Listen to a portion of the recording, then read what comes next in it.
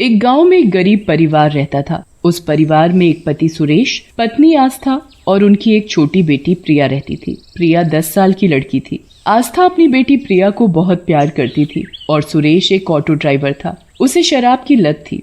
वो पूरा दिन शराब पीता रहता था और घर के लिए बहुत कम पैसे कमा कर लाता था और वो अपनी आधी आमदनी अपनी दारू खरीदने में लगा देता था। वो अपने परिवार वालों से भी ठीक से बात नहीं करता था। आस्था को दिन भर डांटता रहता था और प्रिया से भी टेढ़े मुंह से बात करता था। आस्था और प्रिया सुरेश की इन हरकतों से बहुत दुखी थे। एक दिन जब प्रिया अपने घर के बाहर अपने खिलौनों से खेल रही थी, तभी उसकी दोस्त जानवी उसके पास आकर उसे बुलाती है। प्रिया, चलो ना, तुम मेरे घर आओ, मैं तुम्हें कुछ खिलाऊंगी। अच्छा, क्या खिलाओगी मुझे? ऐसा क्या है तुम्हारे पास? मेरे बाबा एक पिज्जा लाए हैं, बहुत स्वादिष्ट है। वो तुम खाओगी ना तो तुम्हें बहुत अच्छा लगेगा। पिज्जा?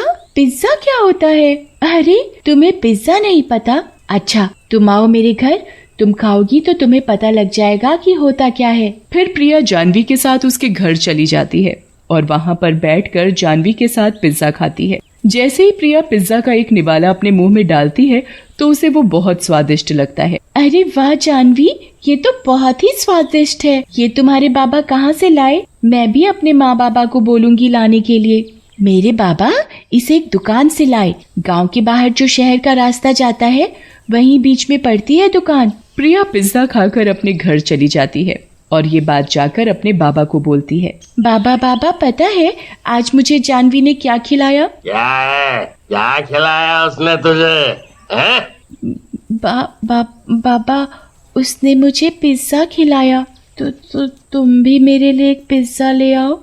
हाँ, मैं तेरे पिज्जा के लिए ही तो पैसे कमाता हूँ। कोई पिज्जा नहीं आएगा, चुपचाप बैठ जा। प्रिया अपनी माँ के पास जाकर रोने लगती है और बोलती है, माँ देखो ना, पापा ने मुझे डांटा। मैंने उनसे पिज्जा लाने को बोला और वो मुझसे कैसे बातें कर रहे हैं।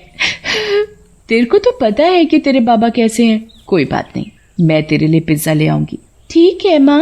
आस्था अपनी बेटी प्रिया की ख्वाहिश को पूरा करने के लिए लोगों के घरों में काम करने जाती थी और लोगों के घर काम करने के बाद उसने जितने पैसे कमाए थे उसमें से वो प्रिया के लिए पिज्जा खरीदने चली जाती है। आस्था उसी दुकान पर जाती है जहाँ से प्रिया की दोस्त जानवी के बाबा पिज्जा लेकर आए थे। आस्था वहाँ से पिज्जा खरीदकर घर की तरफ जा ही रही होती है कि कोई बहुत तेज गाड़ी लेकर आस्था को टक्कर मारकर चला जाता है और आस्था की टक्कर लगने की वजह से मौत हो जाती है। गाड़ी का ड्राइवर एक्सीडेंट के डर से वहाँ से भाग जाता है। बहुत रात हो चुकी थी। प्रिया अपनी माँ का इंतजार कर रही थी। माँ को काम से वापस आते हुए कभी इतना समय नहीं लगता। क्या हो गया माँ को? थोड़ी देर और इंतजार करने के बाद प्रिया खुद जाकर अपनी माँ को ढूंढने चली जाती है। प्रिया हर जगह अपनी माँ को ढूंढती है पर नहीं मिलती। फिर ढूंढते ढूंढते वो अपनी माँ आस्था की लाश के पास आ जाती है। प्रिया ये देखकर बहुत जोर से चिल्लाती है, माँ ये तुम्हें क्या हो गया?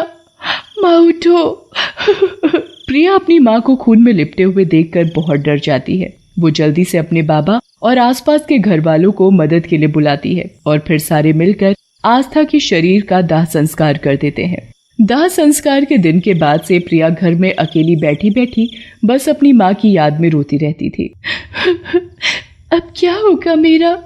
मेरे बाबा भी शराबी है, कुछ कमा कर नहीं लाते, घर का खर्चा कैसे चलेगा? कुछ समझ नहीं आ रहा। माँ भी चली गई।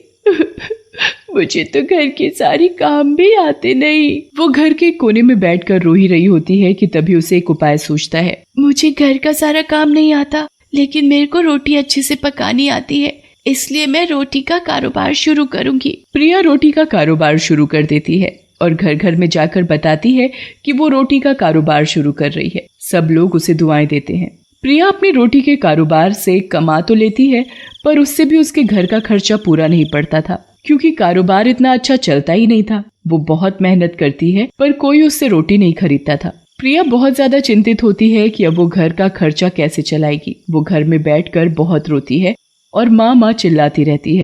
तभी पीछे से प्रिया की माँ आस्था की आत्मा चुड़ैल बनकर उसके सामने आ जाती है। प्रिया अपनी माँ की आत्मा को चुड़ैल बना देख बहुत डर जाती है और जोर जोर से चिल्लाने लगती है, कौन हो तुम और अचानक से मेरे सामने कैसे आ गई? बेटा, मैं तुम्हारी माँ हूँ।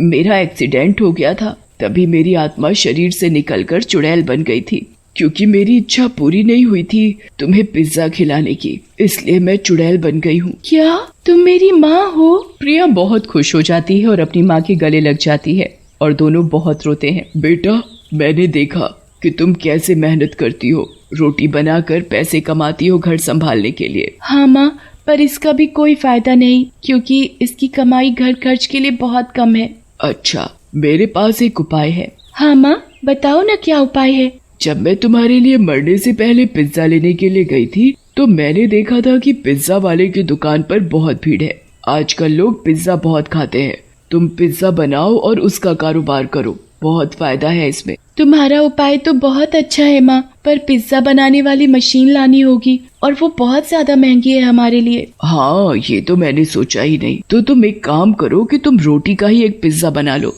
वो कैसे माँ? तुम चूल्हे पर रोटी सेक लेना, फिर मैं अपने जादू से उस पर पिज्जा वाली चीज और उस पर ढेर सारी कटी हुई सब्जी और भुट्टे के दाने डाल दूंगी। ठीक है माँ।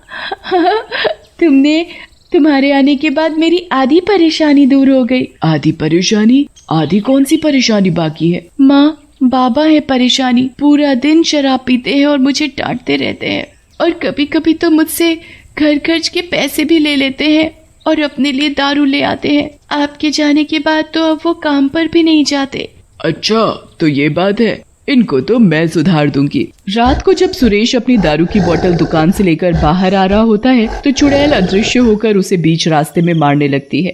कौन है ओए? कौन मार रहा है? कौन मार रहा है मुझे? सामने तो आ। चुड़ैल उसके गालों पर थप्पड़ मारती जाती है और सुरेश पिटता पिटता चिल्लाता रहता है, पर उसे शराबी समझ कोई उसे बचाने नहीं आता। अच्छा भाई, ठीक है, माफ कर दो मुझे। अब तो बता दो, हो कौन तुम? फिर सुरेश के सामने आ जाती है और सुरेश चुड़ैल को देखकर डर जाता है। भागो चुड़ैल, अरे बचाओ मुझे। सुरेश, रुक जा। तुम मेरे मरने से पहले भी मुझे और मेरी बेटी को परेशान ही करता था और मेरे मरने के बाद भी तुझे चैन नहीं, शर्म नहीं आई तुझे? स्कूल जाने लायक बेटी घर के खर्च के लिए रोटियां सेक सेक कर पैसे कमा रही है। तो मैं क्या करूं? जाके उसे बोल काम न करे। अब उनको दारू पीने दे। दारू।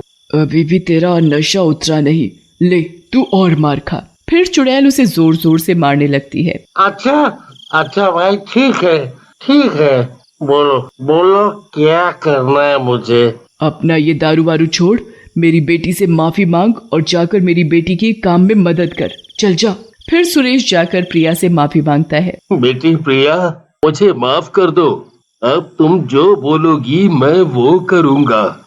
मैं तुम्हारी पूरी देखभाल करूँगा। प्रिया सुरेश का ऐसा सुधरा हुआ व्यवहार देखकर बहुत खुश हो जाती है। फिर प्रिया अपने काम पर लग जाती है और रोटी बनाकर चुड़ैल को दे देती है और चुड़ैल उस पर पिज्जा जैसी सजावट करके पैक कर देती है और सुरेश को ग्राहक के घर घर तक पहुंचाने के लिए बोलती है। सुरेश रोटी पिज्जा की डिलीवरी का काम करता है। ये रोटी पिज्जा का कारोबार बहुत फैलने लगा। शहर शहर से लोग इसे खाने के लिए आने लगे। इस कारोबार से बहुत पैसे आने लगे और घर खर्च बहुत आसानी से चलने लगा। क्योंकि अब कारोबार से अच्छी खासी आमदनी आने लगी है तो प्रिया का पास वाले प्राइवेट स्कूल में एडमिशन करा लेते हैं। प्रिया बड़ी हो जाएगी, पढ़ लिख जाएगी तो कुछ बन जाएगी। हाँ, तुम सही कह रही हो। मैं भी यही सोच रहा था। कल सुबह जाकर स्कूल वालों से बात करके आऊंगा। अब ये काम संभाल लूंगा।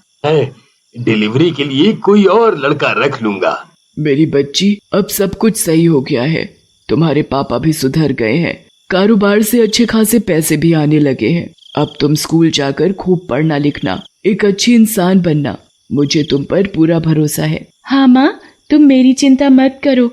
तुम साथ हो ना, तो मैं हर काम कर लूंगी। बेटा, मैं हमेशा तुम्हारे साथ नहीं रह सकती यहाँ। मैं एक चुड़ैल हूँ। जिस मकसद से चुड़ैल बनकर यहाँ आई थी वो पूरा हो चुका और वो था तुम्हारा जीवन संवारना। अब मेरी मुक्ति का समय हो गया है। नहीं माँ, तुम ऐसा नहीं कर सकती।